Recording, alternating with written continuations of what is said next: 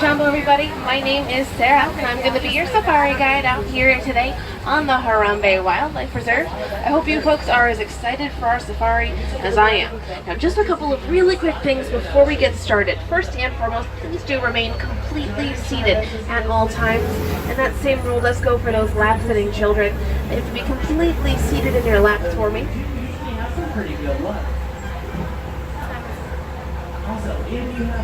Now, is this anyone's first safari ever? Yes. Okay, a couple. Well, we are going to have a lot of fun out there, my friends. Now, if you look right above you, there is an animal spotting guide, which will help you identify some of those animals we may be seeing out on the reserve. Now, realistically, we won't see all of them, just due to things like migration patterns, but we usually have some pretty good luck. If you folks are going to be taking photos, make sure you have those cameras out and ready at all times.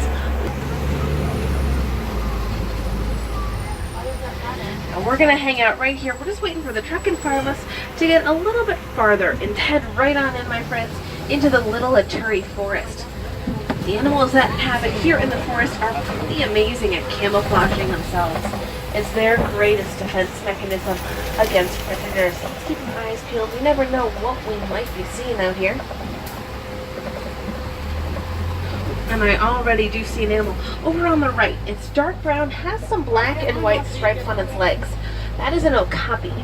Okapi were not discovered by the Western world until 1901, and they are so shy that even locals thought they were mythological creatures. Those stripes do make them look like they're related to the zebra, but they're not. They're the only known relative of the giraffe. We know this because they have a really similar skull structure, as well as the same prehensile tongue that giraffes have. And prehensile is just a big fancy word, meaning that they use their tongue to grab things, like leaves and branches. But as we pass by this watering hole, it looks like we're going to get a pretty amazing view of a black rhino. Unfortunately, though, that is an incredibly rare sight. There are less than 5,000 black rhino remaining in the entire world. They're critically endangered, and those low numbers are due to illegal poaching. Rhino horn is highly valued on the underground trade market because some cultures believe it has a medicinal property. That is completely false, though. Rhino horn is made up of keratin, the exact same material that our hair and our fingernails are made of.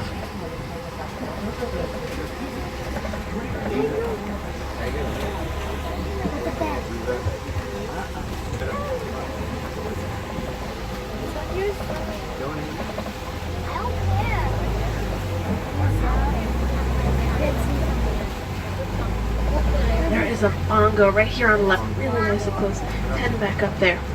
Bongo are known as the ghosts of the forest. They're really shy and elusive. Both male and female bongo have horns that bend backwards, which allows them to run through thick underbrush really quickly without getting their horns all tangled up. And up on the left as well, those tan-colored animals with no horns are greater kudu. Those are females. Easy way to tell, they don't have those horns. Only male greater kudu have these really long, spiraling horns that can get to around 6 feet or so in length. Now friends, we are going to head on up and over to the Sapi River. The Sapi River is home to animals that thrive in aquatic environments, like hippos. The thing about hippos, though, is that they're one of the most dangerous animals in Africa. They're very territorial and have these long, sharp teeth that they use primarily for defense. They are herbivores, though, so they don't eat any meat, just plants. Now, when spawning for hippos, the best place to look is underwater. Hippos do spend most of their time underwater, keeps them cool and out of the hot sun. They can hold their breath for around 5 to 8 minutes at a time.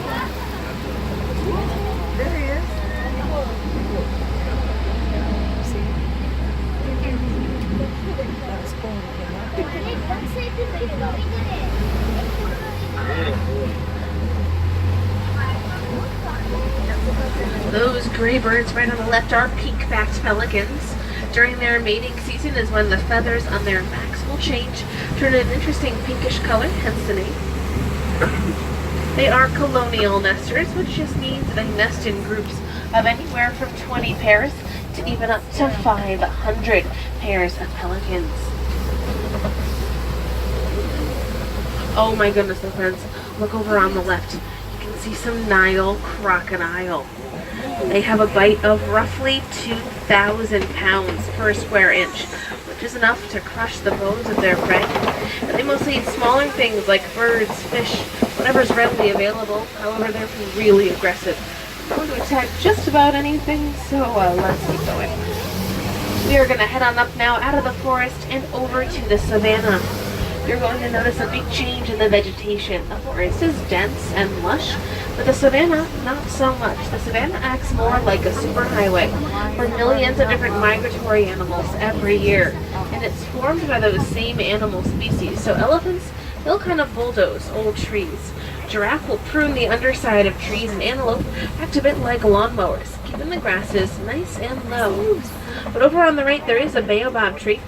Baobab trees are sometimes referred to as upside-down trees. They will go leafless for around 9 months out of the year, and when they're leafless, it basically looks like someone planted them with the roots on top.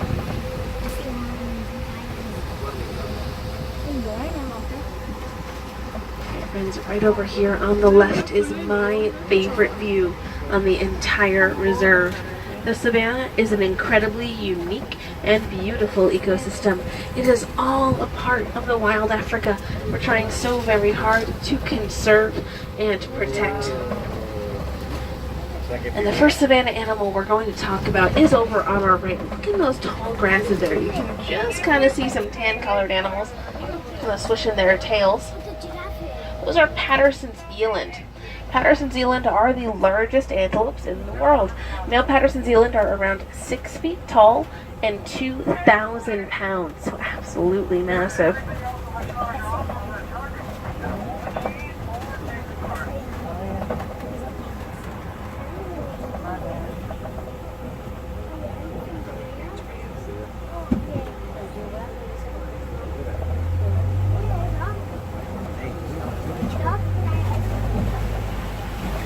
Don't worry, my friends, we're going to get a fantastic view of those Maasai giraffes. We'll talk about them in just a few moments.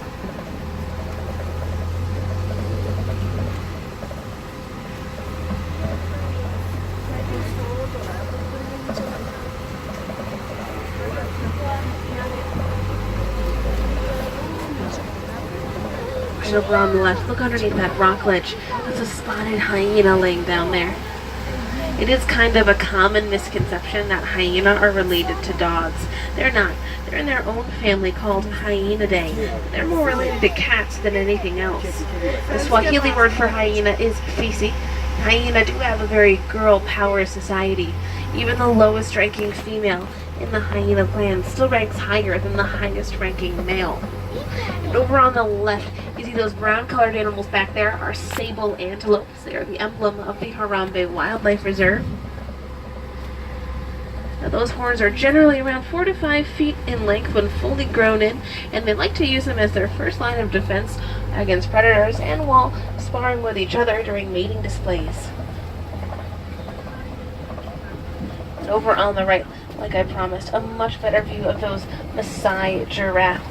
Couple babies over there too, which is super cute. We know they are Maasai because of the pattern on their coat. It's pretty jagged and leaf-like. Giraffe are born at around 6 feet tall, get to be 18 to 20 feet, which does in fact make them the world's tallest land animal.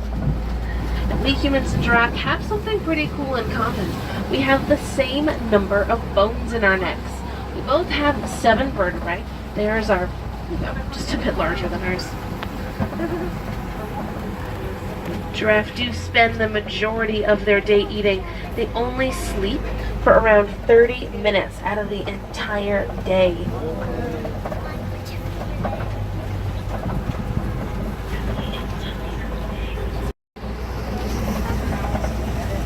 Over on the right, the first animal that I want to talk about are the animals with the big, giant horns. Ankole cattle. Ankole cattle are sometimes referred to as Watusi cattle, after the Watusi tribe who first domesticated them. They're the only domesticated animal that lives out here on this reserve. And those horns look super heavy, but they're not. They're hollow on the inside and have kind of a honeycomb structure to them. They'll circulate blood through their horns. It helps them to regulate their body temperature. The gray animals on the right as well are white bearded wildebeest. They get that name from an Afrikaans word, Afrikaans being the language of the Dutch settlers of Africa. They have one of the largest migrations of almost any species, around 1.5 million in a single herd. And then finally, those really small tan animals with white bellies, those are springbok. One of my personal favorites. They're the national animal of South Africa. Lots of sports teams named after them. They have a pretty neat behavior called pronking. What they'll do is they're able to jump 6 feet in the air and 13 feet forward all in a single leap while turning their backs into kind of an upside down U shape. They do break the top 10 fastest land animals as well, reaching speeds of around 50 miles per hour. Now we are going to be heading towards Monkey Point now, being home to a troop of mandrills. Mandrills are the largest monkeys in the world. Males weigh around 100 pounds, females around 30. Even though they live in fairly large social groups of around 100 individuals or more, they're very shy, so we're pretty lucky if we get to see any today. But if we do see any, it's super duper easy to tell males from females. Not just because of the size difference, but males have this beautiful bright blue and red coloring on their faces and backsides.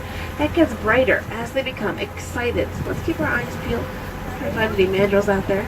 They like to hide in the tops of trees as well as in thick bushes.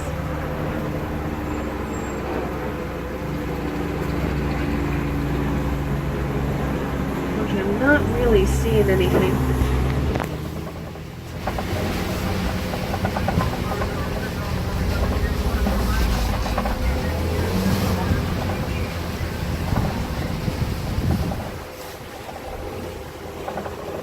My friends, as we head to elephant country, it is very important to remember that elephants are endangered.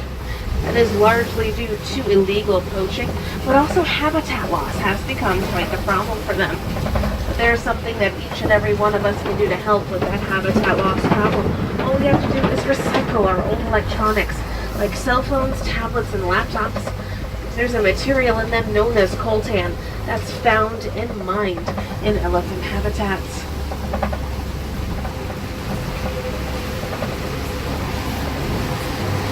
Over on the right, there are some tusk marks in the clay, which tells me elephants have been by. We are going to keep going to see if maybe we can catch up with some members of a herd. Elephants will scrape their tusks against the clay to loosen the clay. They eat it. It provides essential minerals and nutrients for them. Elephants live in matriarchal familial herds, so it's mothers and their calves. The oldest female in the herd acts like the matriarch. She's the one who knows where the really good food and water sources are, so she'll be the one to lead her herd to them. They are constantly migrating in search of fresh food and water.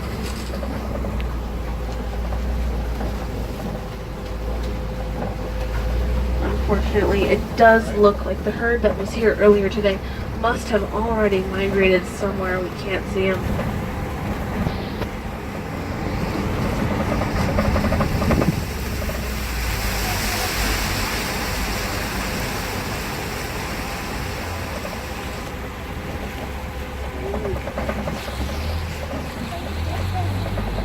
Over on the left, my friends, there is a whole flamboyance of greater flamingo. Greater flamingo are the largest of any of the flamingo species, and also the lightest color pink. They get that pink coloring from the brine shrimp that they eat, which is really rich in beta-carotene. They do get that coloring over time, however. They are gray when they first hatch. You can see a couple of little hatchlings over there, little small fluffy gray ones, pretty cute.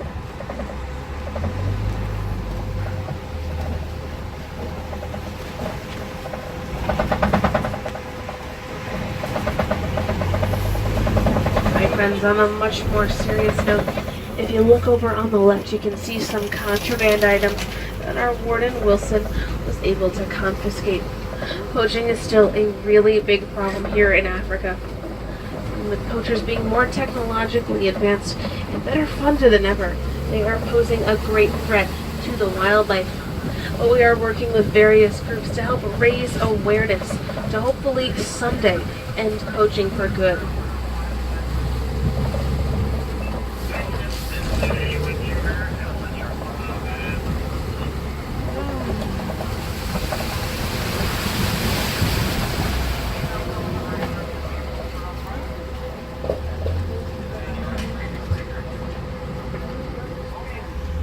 rocking around up there. Cheetah are the fastest land animals in the world, reaching speeds of around 60 miles per hour. And they can go 0 to 60 in about 3 seconds. They don't keep that speed for long. They're sprinters rather than long-distance runners.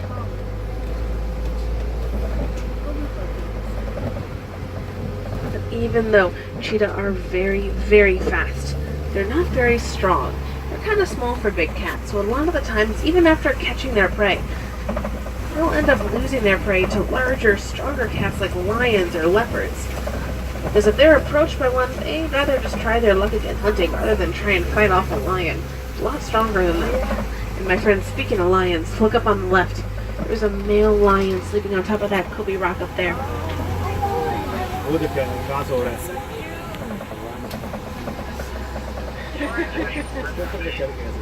Lions do remain inactive and sleep for around 18 to 20 hours out of the whole day, which is coincidentally how I spend my days off, but that is mostly because they are nocturnal. So they rest during the day, that way they have plenty of energy to go out hunting at night. It is those female members of the lion prides that do the majority of the hunting. Males, they'll help a little bit, but not really that much. His job is to actually stay back, guard their territory, and protect their cubs. But don't worry, my friends, we're going to get a great view of those zebra and rhino in just a few moments. I want to get a good look at these female lions here. Now, they do most of their hunting at night, but not just because they have the added cover of darkness. They have pretty fantastic night vision. In fact, during the day, we humans and lions have roughly similar vision, but at night, theirs is about 6 times more powerful than ours. These kind of shaggy-coated animals on the left are water buck. If you look closely, you might catch a glimpse of their heart-shaped nose, one of my favorite things in the whole wide world. They have to drink a lot more water than other antelopes do to stay alive, so they'll emit a smelly, greasy substance onto their coats. It acts like a wetsuit. It wicks away excess moisture. That way they can wade and run through water much faster than other animals can. There are some warthog burrows over on the left. Warthogs are the largest burrowing animal in the world, but they're actually really smart. They're able to back themselves into their burrows. There's a warthog over there, actually. Which is not something most animals can do. That keeps their razor-sharp tusks out and deters predators from trying to attack them while they are resting. Like I promised, friends, a much better view of those white rhino and Grant zebra. White rhino get their name from a mispronunciation of the Afrikaans word vite. Vite means wide, and not white refers to their wide and broad mouths, not their coloring. And they're a bit larger than black rhino. Black rhino are around 3,000 pounds, white rhino are around 5,000. But rhino are classified as browsers, which means they eat grass, leaves, and bark. They have no natural predators. Their biggest threat, unfortunately, is us humans. Now, those Grand Zebra, to settle the old classic debate, are black with white stripes. We know this because their noses are black and there are no stripes on their nose. But those stripes are really important. First and foremost, it's how they identify each other. No two zebra will ever have the same stripe pattern, kind of like a fingerprint for us humans. But also those stripes act a bit like a camouflage. When there are a lot of zebra running around together, their stripes will kind of blend, and that confuses predators, doesn't let them differentiate between each zebra, and therefore single one out to hunt. Now friends, we are heading into the final area of the reserve. This place is known as Magadi Glen, Sword the Scimitar. Unfortunately though, those beautiful creatures are completely extinct in the wild. But there is some good news. There have been a lot of really successful reintroduction efforts for them up by the Sahara, up in their native range, trying to reintroduce them back into their natural habitat. Friends, these gates here do mark the edge of the reserve, therefore the end of our time together. I love these animals. I have had a passion for animals ever since I was a little girl. And I've loved being able to share my passion with you folks here today. I want to do everything I can to help protect these animals I love so dearly, but I need your help. Some are favorite species, like rhinos and elephants, are in danger. We just need to act now. We can start by recycling whenever we can, especially plastic. They're very harmful to the environment. Like I mentioned earlier, recycling our old electronics help protect elephant habitats.